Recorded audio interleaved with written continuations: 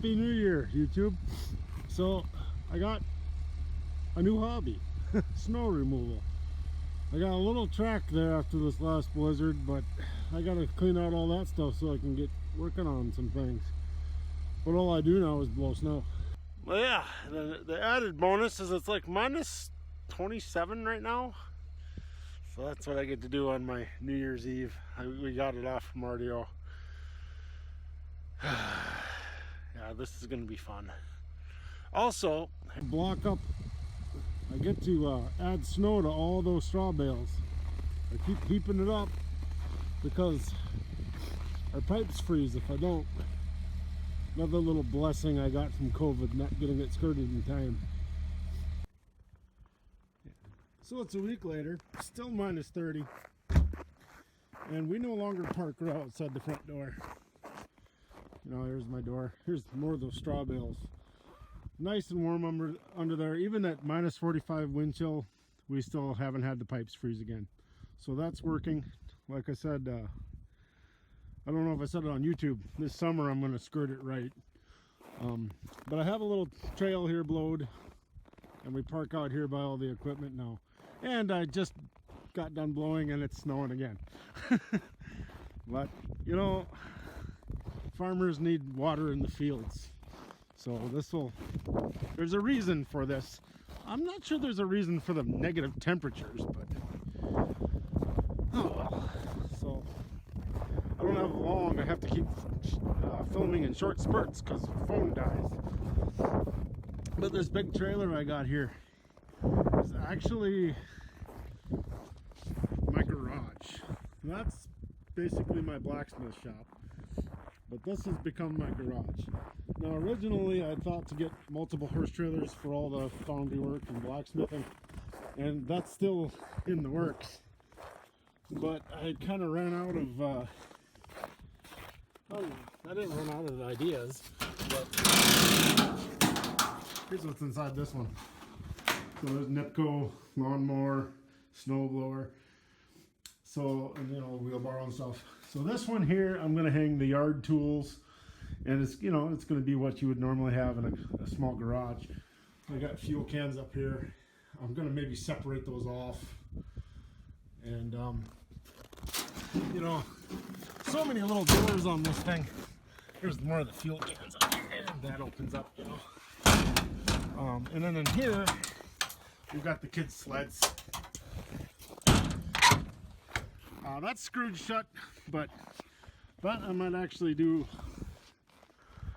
maybe store some blacksmithing stuff in, but the camper section, I mean, maybe we'll do some extra extension cords and things like that. Again, for 1,200 bucks, this was a cheap garage.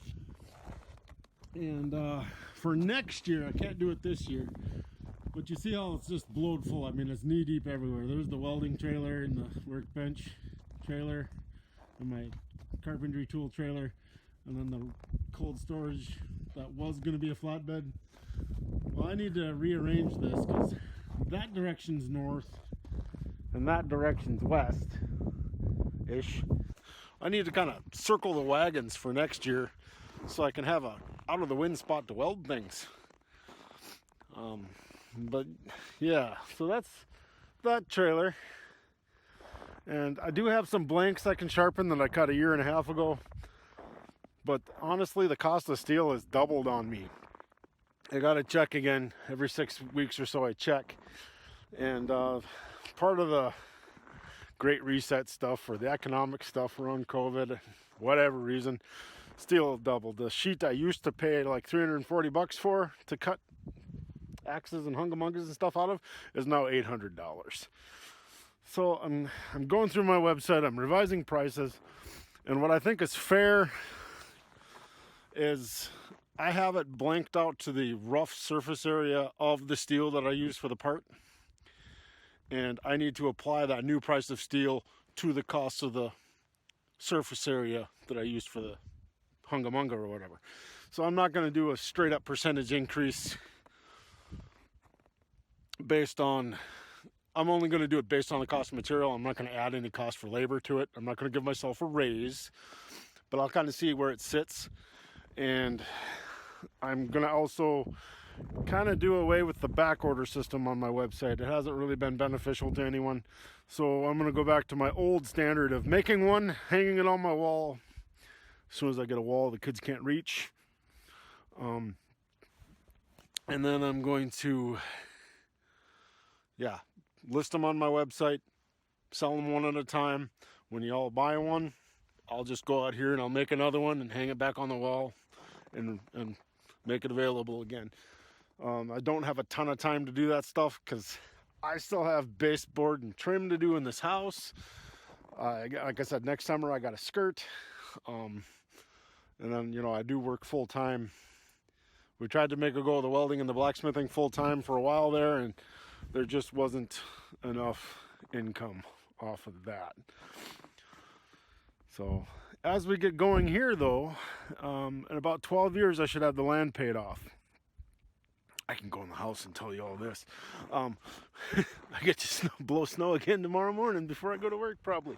But on the way back to the house I can say, so once we get the land paid off, my whole goal while I'm doing that is to eventually get an outside furnace, do some wood, wood heat, because right now we're on propane.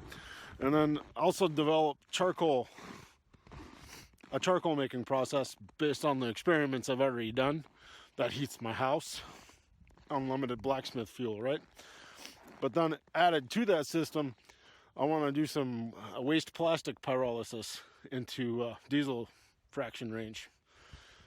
And if I can fraction the diesel range, I can possibly fraction into 40 weight oil range. And it's going to take some experimentation, and I want to do it right. I don't want to waste a bunch of stuff. But the goal being a little bit of self-sufficiency out here, under the premise that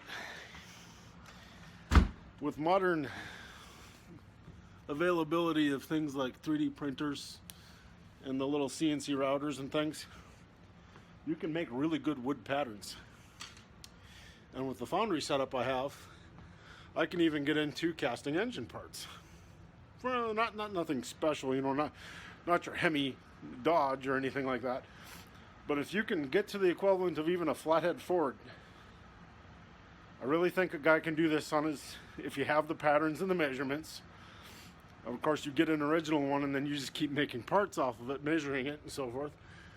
You should be able to, as long as you have enough scrap metals around, and I'm talking old style Babbitt bearings, nothing fancy, you should be able to recycle materials back into running engine parts for when you need electricity. And this is going to sound bonkers. And it's not when you're talking about wood gas, you don't get a full, octane rating as you would off of gasoline. I believe it's about 40% from the videos I've watched and from the research I've done over the last 10 years. But if you can run off wood gas, which works beautifully off of charcoal and wood and so forth, then I can potentially have some ideas or some power. And then if I'm already heating all my water with the wood furnace, and I'm supplying my hot water with that, my house heat with that, and then I get into some Stirling engines for pumping the water through the system. Again, a lathe and a mill are essential for keeping all of this working, because I can't just go, I can't go to Amazon and buy all the parts for these things. I got to make them. But then to eventually look into some of the water pumping things with a cistern underground, and of course a root cellar. And here's absolutely bonkers. This is where my brain is going.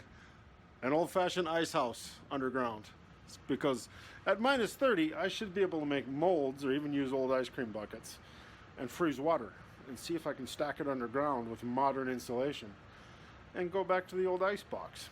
My whole premise is, I'm not going ridiculous prepper here.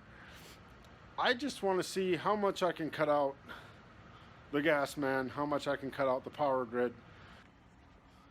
My phone froze up again. Anyway, what I was getting at is, if I can eliminate my household bills and slowly, as I pay off the land, become more and more self-sufficient, to where I can actually pay the phone bill with knives and a little bit of welding. But that's just kind of where my headspace is at coming into 2022. I do want to keep producing, you know, knives and swords and weapons and stuff like that.